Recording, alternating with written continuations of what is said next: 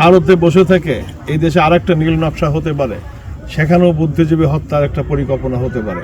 1971 সাল যখন বাংলাদেশ স্বাধীন হতে যাচ্ছিল তার কিছু আগে 16ই ডিসেম্বর আপনারা জানেন বিজয় হয়েছে।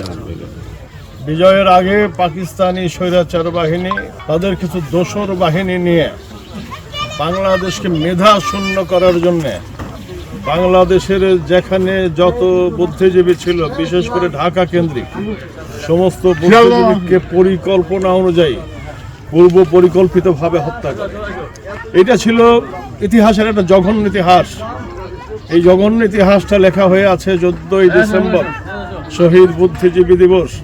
বুদ্ধিজীবীদেরকে হত্যা করেছেন নির্মমভাবে। তার কিছু কাহিনী আপনার পত্রপত্রিকায় এবং তৎকালীন বইতেও আমরা দেখেছি যে তাদেরকে কি নির্মমভাবে হত্যা করা হয়েছে। সেই হত্যার নীল নকশা যারা করেছিল তাদেরকে আমরা স্বৈরাচার বলি। হচ্ছে যে একটা দেশকে মেধাশূন্য করার জন্যে আমার কাছে এখন মনে হয় যারা এই দেশটাকে উত্তাল করতে চায়, এই দেশটাকে অশান্তিতে পরিপূর্ণ করতে চায়, এই দেশটাকে বিশৃঙ্খল করতে চায় যে সমস্ত দেশ, তারা এই দেশটাকে মেধা শূন্য করার একটা পরিকল্পনা নিয়েছিল। সেই পরিকল্পনার অংশ হিসাবেই একেবারে খুব কাছে থেকে অর্থাৎ 16ই ডিসেম্বরের মাত্র একদিন আগে 14ই ডিসেম্বর রাতের গভীর অন্ধকারে তাদেরকে বাসার থেকে ধরে নিয়ে গিয়ে বদ্ধভূমিতে, মিরপুরের বদ্ধভূমিতে তাদেরকে হত্যা করা হয়। আমরা সেই হত্যার আজও তীব্র নিন্দা এবং প্রতিবাদ জানাই। যারা হত্যা করেছিল তাদেরও কিন্তু বিচার হওয়া দরকার। যারা ওই সময় এই হত্যার সঙ্গে জড়িত ছিল তাদেরকে চিহ্নিত করে বিচার হওয়া দরকার। বাংলাদেশ জাতীয়তাবাদী দল বিএনপি রাজবাড়ী জেলা শাখা সেই হত্যার বিচার দাবি করছে আজকের এই দিনে। এই দিনে আমাদের অঙ্গীকার একটাই, সেটা হচ্ছে বুদ্ধিজীবী হত্যার জন্য হত্যা যারা করেছিল তাদের বিচার করা দরকার। বিচার হয়েছে অনেক দূরে এবং স্বৈরাচার মুক্ত একটা বাংলাদেশ থাকবে। বাংলাদেশ স্বৈরাচার মুক্ত হয়েছে, আপনারা জানেন 5ই আগস্টে বাংলাদেশ স্বৈরাচার মুক্ত হয়েছে এবং আমরা এই দেশে আর কোনো স্বৈরাচার দেখতে চাই না।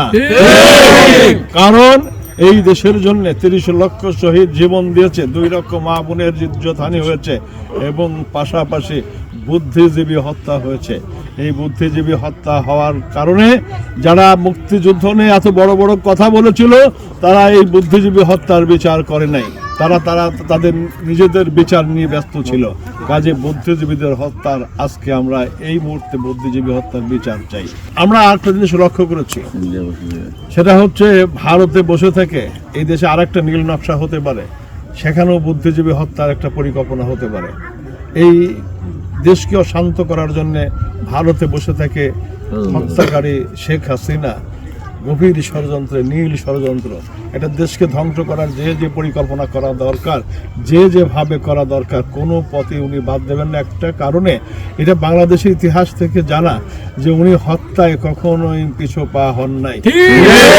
নিজের ক্ষমতা দখল করার জন্যে, ক্ষমতায় বহাল থাকার জন্যে 2-1 লক্ষ লোক মারা যাবে, তাতে ওনার বুক কাঁপতো না।